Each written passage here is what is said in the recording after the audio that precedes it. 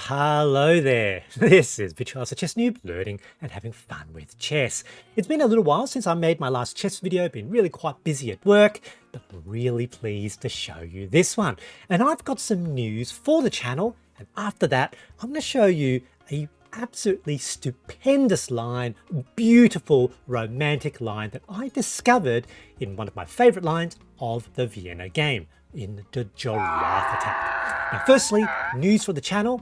In the last couple of weeks, I've been contacted by a couple of chess companies who want to do a bit of a collaboration with the channel. Now, the first company is Chessiverse. So they have an online platform where they make hundreds of different chess bots, and the secret sauce to their chess bots is that they're AI powered and they're powered to play like a human being. And each of the bots have a bit of a different personality, a bit of a different play style, and they also play like a human at different ELO ratings. And they have hundreds of bots at the moment, around 600 different bots, which means at any level of rating where you are, particularly at the beginner intermediate level, you've got a big range of bots around your strength that you can play against, each of them playing a little bit different. Now, I'm going to be reviewing this in a little bit. It works with Chess Connect, so it potentially works with one of the chess robots as well. Really keen to see whether I can make that work. And the rumor has it is that Chessiverse may be making a ChessBot version of the Chess Noob as well. Really keen to potentially play against myself. Now, I have got a coupon code, which is ChessNoob64. If you use it, you'll get a 20% discount off their premium tier. So you can sign up for completely free and you'll have access to some of the bots and some of the features of that platform. Very, very good. Now, number 2 is the ChessUp 2. So I was contacted by the good people at Bryght Labs, and they wanted me to review the ChessUp 2 electronic chessboard. And it's an electronic chessboard that probably has the best built-in integration with chess.com. So it works really, really well with chess.com. It's also got a few really unique features like the touch sense. The board knows when you're touching pieces, and so it knows when you actually make a move, because that's when you release the piece. Also, it's got this fantastic light up system on the board. It probably is the best implementation of that of all the electronic chessboards. So that's being shipped to me. Hopefully I'll receive it in the next couple of weeks, and I'll put it through its paces, maybe take it out and about as well. Really, really keen to do a review and see what the board is like. Now, let's go to this game. So it starts off as the Vienna game. The Giraffe Attack is part of the Vienna, it's a line in the Vienna game. This was just a game where I was tooling around, so I didn't actually save the actual PGN, but I remembered the moves. It was a sort of unrated game. Vienna game, of course, e4, e5, knight c3. And to get the Giraffe Attack, the opponent has to play bishop to c5, which is Anderson defense. Not the most common response by black, but it's actually a perfectly good response. Here, white has a number of choices, and I love the very devious queen to g5, the Giraffe Attack. Silly name for slightly suboptimal response, but it's actually not too bad. Let me put the computer analysis on. You can see it's about minus 0.4, minus 0.5. It's actually still completely okay for white, and here we get lots of potential tricks.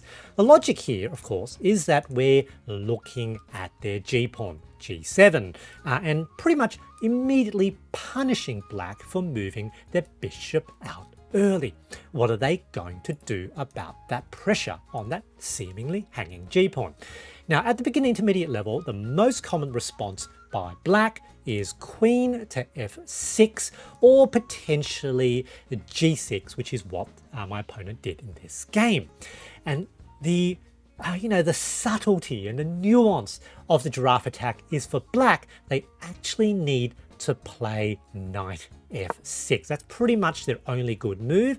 It seems like you're hanging that g-pawn, but the idea is you can defend the position without defending that pawn. It's a very interesting idea because if white now gets greedy and takes, you now have rook defended by the knight, queen forced to come into this position, and then you've got tricks of your own, bishop sack with check.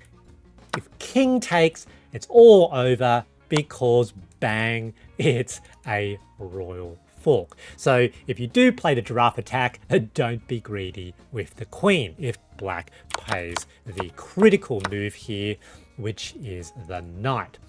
Often in the Giraffe Attack positions, the correct move for the queen is to park the queen onto g3. Now in this game, as I said, black decided to play g6. So they're going to get out of this pressure on their g-pawn in a much more direct way. This is an inaccuracy. White is a bit ahead. Like, you know, we're not like absolutely crushing it, but we've got all these tricks because one of the things is to notice that black has all these weak dark squares around their king, queen to the parking square, queen g3, and we immediately place pressure on those dark squares. We're putting pressure on the e5 pawn, which comes with check. It's a triple fork, the rook and also the bishop. At the beginner level, very beginner level, it's often the case that black won't recognize that threat on their e5 pawn, and in fact, in a quarter of the time, they don't do something about it. So the correct move here by black, of course, is to defend that e-pawn, either with d6 or maybe knight to c6. However, in this game, they didn't see it. They played knight f6. It's a blunder. As I said, at the very beginner level, this occurs about 1 in 4 times, but even in general games, this still occurs every now and then, about 1 in 8 times. So this is just a very tricky position, and we can already see what we need to do. That's a blunder.